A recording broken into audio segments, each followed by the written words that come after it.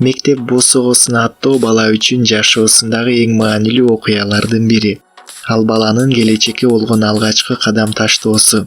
Баласын мектепке жетелеп барган ата-энеде да баласынан кем эмес толкундоо, тынчсыздануу болот.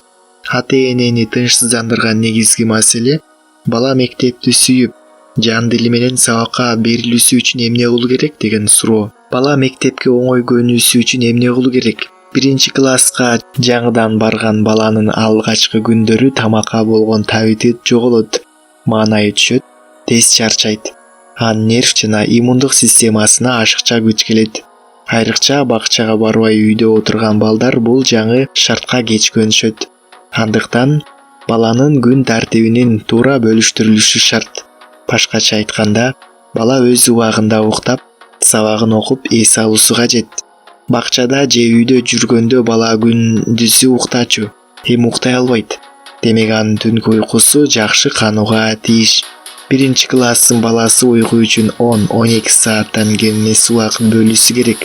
Биринчи класстын баласына бул кыракта бир гана окуу деген шарт койгон туура эмес. Бул баланын ден соолугу үчүн зыяндуу. Бала сабактан кийин ролик, велосипед тепкен сыяктуу активдүү оюндарды 3 сааттан кем эмес ойносу кажет. Алгачкы 2 айда баладан тартиптүү, жүрүш-туруштуу жана окуусундагы жетишкендикти талап кылуунун кажети жок. Мектепке көнүү 2 айдан жарым жылга чейинки убакытты талап кылат. Бул аралыкта сиздин колдооңуз өтө зарыл. Муну менен бала жашоосундагы кыйынчылык учурларда өзүнө тирөөч, таяныч бар экенин түшүнүшөт. Жаңы жамаатка, жаңы эрежелерге көнө албай жүргөн баланын компьютердеги оюндарды ойноосуна, телевизор көрүүсүнө чек коюу зарыл. Бул ансыз деле кыйналып турган балага андан бетер жүк келтирет. Андан көрө стресстен арылтуучу оюндарды ойнотуңуз. Мисалы, суу менен же кум менен ойнолуучу оюндарды, же болбосо жай музыканын коштоосунда сүрөт тарттырыңыз. Пластилинден буюмдарды жасатыңыз. Спорттук оюндар жана таза абада сейилдөө да стресс менен күрөшүүнүн жакшы ыкмасы. Жаман баа алып келсе урушпаңыз. Бул баланын өз күчүнө ишенбөөчүлүгүн күчөтөт. Андан көрө аны колдоңуз.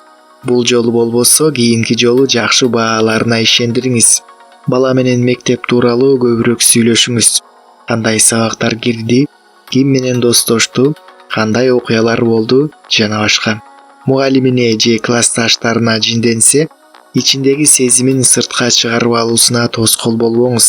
Андан көрө аягы жакшылык менен бүткөн жомокторду айтып берсеңиз, мындай жомоктор жашоодо ийгиликке жетүү үчүн ар кандай тоскоолдуктарды жеңүү керек экенин түшүндүрөт. Үйдөгү абал, ата-эненин тынчсыздануусу баланын мектептеги ийгиликтерине терс таасирин тийгизет.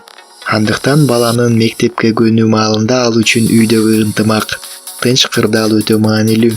Баланын окууга көңүлү жок болсо, мектепте ага жакпаган бир нерсе бар. Көпчүлүк ата-энелер өзүнө жаккан же атактуу атайын бир багыттагы мектептерди тандап алып, 7 жашынан баштап баланын мойнуна ашыкча жүк жүктөп катачылык кетиришет. Эгерде балаңыздын буга жөндөмү болбосо, зордобо керек.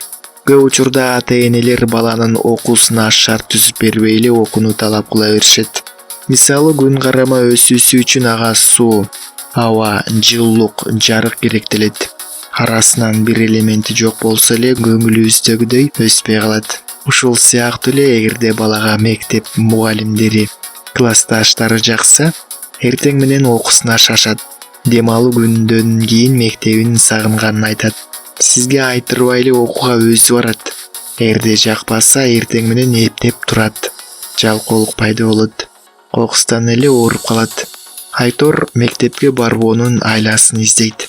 Натыйжада ал баладан жакшы окуучу чыкпайт. Балага мектептеги атмосфера жакпаса, өзүн жалгыз сезет, коркут, капалуу жүрөт. Бирок муну сизге түшүндүрө албайт. Окууга каалоосу болбосо, демек мектепте баары жайында эмес дегенди билдирет. Чоң кишилер деле жумушунда жетекчиси же коллективи жакпаса, башка жумуш издегендей эле, эгерде жакпай жатса, башка мектепке которуу керек.